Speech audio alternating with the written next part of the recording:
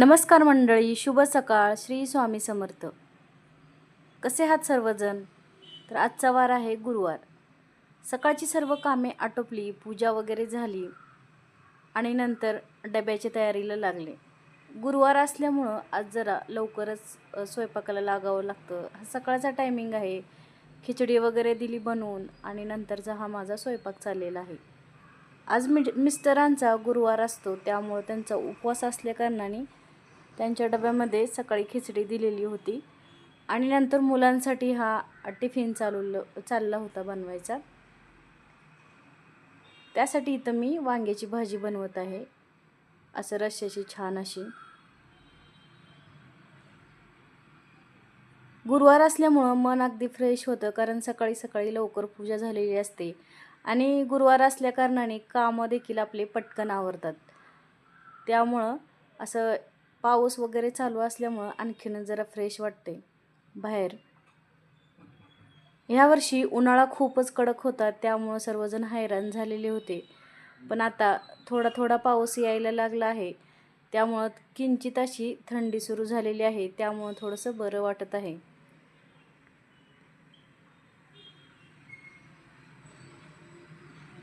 एक म्हण आहे माणसाला, उन्हाळाही सोसत नाही, पावसाळाही सोसत नाही आणि हा हिवाळाही सोसत नाही. कुठलाही ऋतू माणसाला जरा सुरुवातीला चांगला वाटतो, पण नंतर जडच जातो. हो की नाही हो?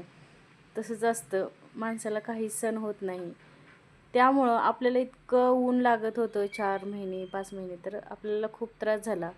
पण आता कंटिन्यू 2 ते 3 दिवस झालं पाऊस चाललेला आहे बारीक असा, तर अशी थंडी वाजायला लागली. काळजी देखील वाटते, कारण मुलं शाळेत जाताना खूप लांबच शाळा असल्यामुळं पावसामुळं त्रास देखील होतो. पण पाऊस देखील तितकाच महत्त्वाचा आहे आपल्यासाठी. त्यामुळं पावसाचं स्वागत हे हसतच छान प्रकारे करावं लागतं सर्वांना. अजून देखील काही खेडोपाड्यात वगैरे पाऊस पडत नाही, काही मोजक्याच ठिकाणी पाऊस चाललेला आहे.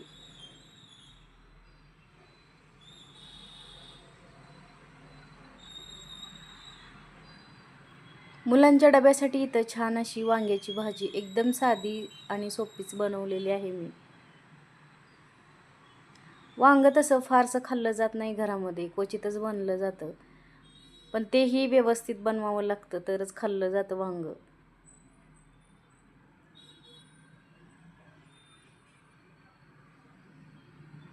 रोज रोज काय करायचा हा सर्वांनाच प्रश्न पडतो.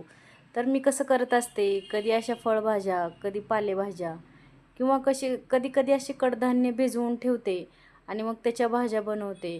आपण जर सर्व वेळेचं सकाळ, दुपार, संध्याकाळचं जर नियोजन केलं व्यवस्थित, तर आपल्याला फारसा त्रास होत नाही.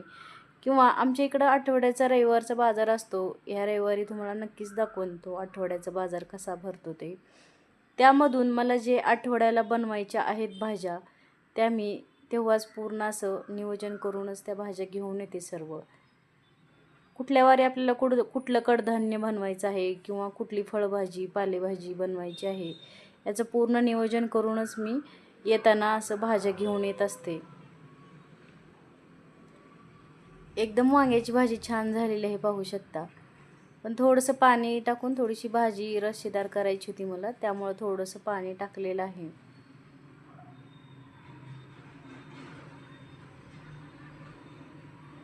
जर आपल्या भाज्याच आधीच काय करायचं ठरलेल्या असतील, तर आपल्याला रोज काय करायचं ह्याचा फारसा त्रास होत नाही. तरी देखील घरी खाणारे काहींना वांग्याची भाजी आवडते, तर काहींना बटाट्याची, तर काहींना पालेभाजी आवडते, तर काहींना कडधान्य आवडतं.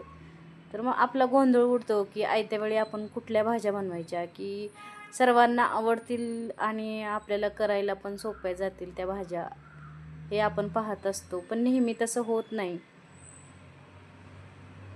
घरात जेवणारे 4 म्हणजे प्रत्येकाच्या आवडीनिवडी वेगळ्याच असतील.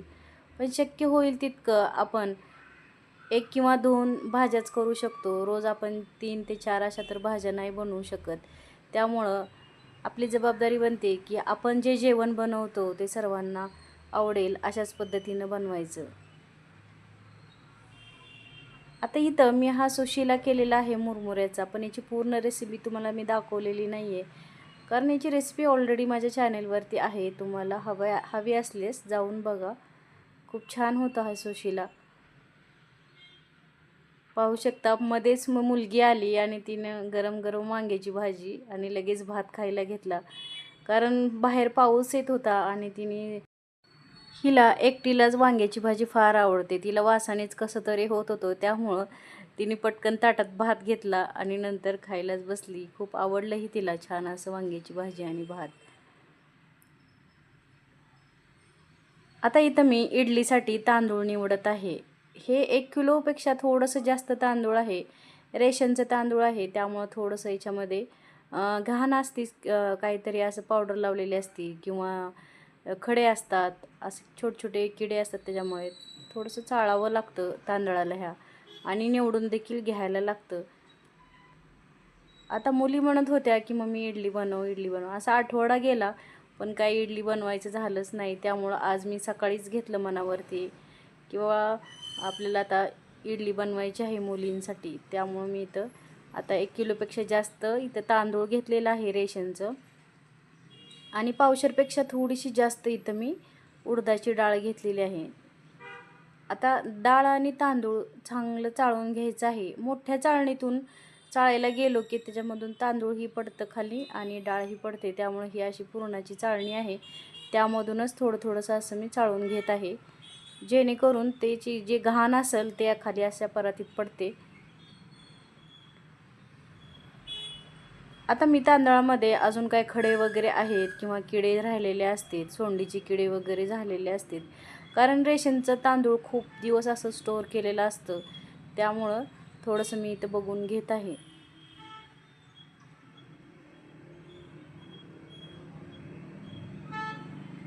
पहिलं मी इडली सारखी सारखीच बनवायचे, त्यामुळं मुलांना देखील एक सवय लागलेली होती. पण अलीकडं जरा सारखं बनवता येत नाही इडली, मला वेळच भेटत नाही. त्यामुळं मुली म्हणत होत्या मम्मी तू पहिलं सारखी सारखी इडली बनवत होती, आता का नाही बनवत. त्यामुळं मला मनाला एक असं चटका लागल्याने होतो की आपली मुलं आठवडा झालं मागत आहेत आणि आपण देत नाही आहेत. कारण मुलांना बाहेरची इडलीपेक्षा मी जी घरी बनवते तीच फारशी आवडते, त्यामुळं त्यांचा सारखा असा हट्ट होता की मला बनवून दे. त्यामुळं आज मी सकाळी सकाळीच एकदम मनावर घेऊन याची सुरुवात केलेली आहे. तांदूळ आणि डाळी स्वच्छ निवडून घेतल्या, नंतर 2 ते 3 पाण्याने ह्या धुवून घेतलेल्या आहेत. व्हिडिओ खूप मोठा होतो म्हणून तुम्हाला मी हे शॉर्टमध्ये दाखवत आहे.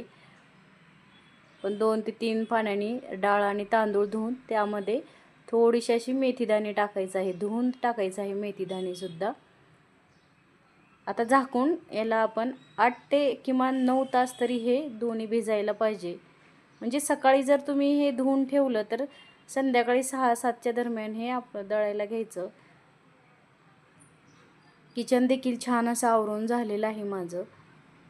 पाहू शकता भांडे घासून झालेलं आहे, पूजा वगैरे सर्व, कारण आज गुरुवार असल्यामुळं फरशी वगैरे पुसता येत नाही, मी बुधवारीच पुसलेली होती. पूजा वगैरे छान अशी झालेली आहे आणि आमची मनी माऊ इकडे छान अशी खेळत आहे. व्हिडिओ आवडल्यास लाईक, शेअर आणि सबस्क्राईब करायला अजिबात विसरू नका.